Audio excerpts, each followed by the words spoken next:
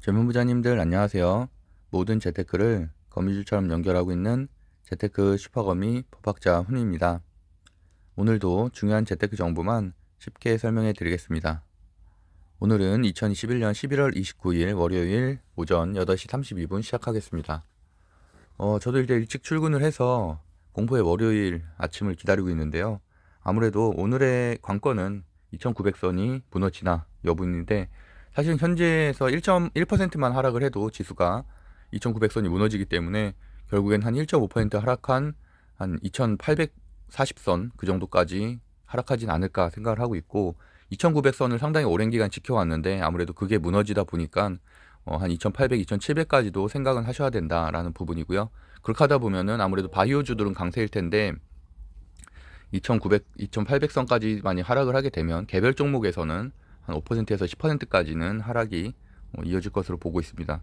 그래서 오늘은 당연히 뭐 제약바이오 중심으로 상승을 하겠고요. 기존에 끼 있었던 종목들, 그래서 제가 이제 금요일에 강했었던 종목을 꼭 체크를 했어야 된다고 말씀드렸었죠. 그런 중심으로 지수를 좀 버텨줄 것으로 보고 시총 상위에도 어쨌든 뭐 삼성바이오로직스라든지 SK바이오사이언스라든지 셀트리온이라든지 이런 시총이 큰 곳들이 좀 있기 때문에 그런 곳들이 지수를 일정 부분은 방어를 하지 않을까 생각을 하고 있습니다. 금요일에 말씀드렸던 대로 사실은 매도를 하려면 금요일 날 매도를 했어야 되고 지금 장초에 사실은 매도를 하는 것도 익절을 하고 계신 분들 입장에서는 저는 당연히 해볼 만한 전략이라고 생각을 하고 있고요. 왜냐면 지수가 결국에는 1, 2%가 하락을 한다는 얘기는 내가 가진 개별 종목들이 10% 이상 하락할 가능성도 있기 때문에 특히나 그런 것들 중에 익절인 것들은 정리를 하고 재매수하는 것도 하나의 손실을 줄일 수 있는 강력한 수단이라고 생각을 하고 있습니다. 시가가 개파락으로 시작하는 건 당연한 얘기고요. 그다음에 그래서 이제 인버스라든지 오미크론 관련주 매수를 통해서 해지를 하는 것이 중요하다고 생각을 하고 있습니다.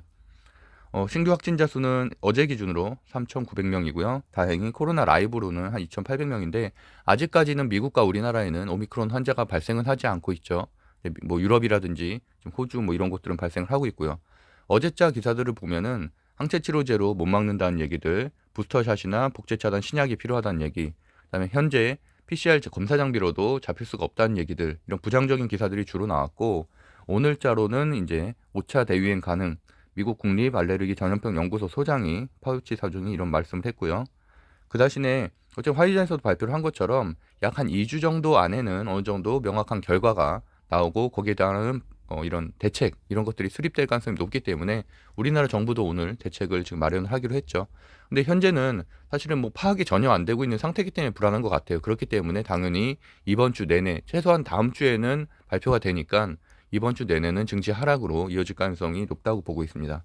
다우존스는 2.5% 하락을 했고 나스닥이 2.2% 하락을 했는데 거기에 비하면 우리나라 지수가 많이 버텨줬죠. 근데 니케이 지수도 2.5% 하락, 항생도 2.6% 하락, 금요일에 그렇게 하락한 거에 비해서 덜 하락을 했기 때문에 반대로 우리나라 증시는 오늘 2% 정도는 하락할 가능성이 있다. 그렇기 때문에 델타 변이 바이러스 때 저희가 보시면은 3,300에서 한 2.5% 그래서 한 100포인트 정도 하락을 했거든요. 근데 지금은 상황이 더 좋지 않은 게 다들 알다시피 피크아웃 논란이 좀 있고요. 테이퍼링 이슈 때문에 사실은 지수가 굉장히 더 약한 상태, 지금 현재 2,936포인트이기 때문에 말씀드린 대로 한 2.5포인트에서 3포인트를 이번 주 4거래, 5거래일 동안 나눠서 하락한다고 보면은 결국에는 한 2,800선 아래까지도 내줄 가능성은 충분히 있다고 보고 있습니다.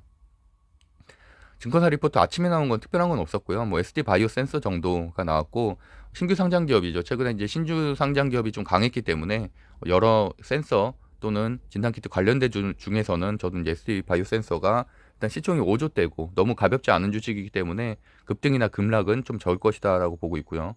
아무래도 뭐 인버스 상품 중심으로 저는 오늘 장초에 좀 대응을 하려고 하고 그다음에 뭐 테마주가 아니죠. 이제 사실은 뭐 이번 주 내내 강하다면은 뭐 단기적으로는 뭐 시젠이나 슈마시스나 랩지노믹스 같은 경우에 지난주 굉장히 강한 흐름을 보였는데 목요일 금요일 굉장히 강했죠.